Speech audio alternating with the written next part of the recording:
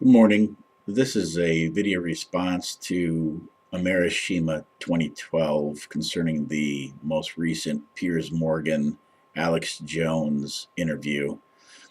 Tony, um, I agree with you.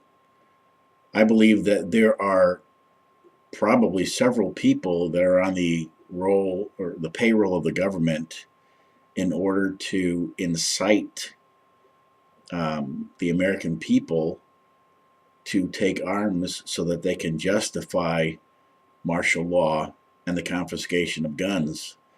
Um, I agree. This is the first time that I've seen this interview, and I agree with you that if I were like your father, it would have lasted only a couple of minutes because it was ridiculous. Um, on one hand, I can understand Alex Jones wanting to talk over Piers Morgan because I've seen other programs with Piers where he would talk over his guests.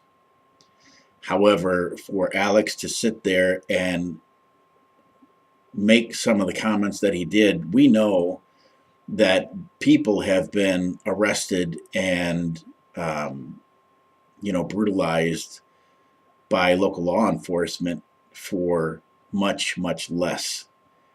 And so I wouldn't be surprised at all to one day find out that Alex Jones is a is an employee of the U.S. government in order to stir people to violence.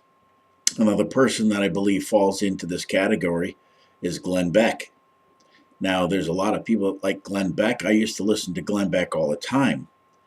But when you have Glenn Beck in one program giving all of this bad information, okay, he sits there and he talks about how he's not telling the American people to take up arms and he's not telling the American people to do this, that, or the other thing.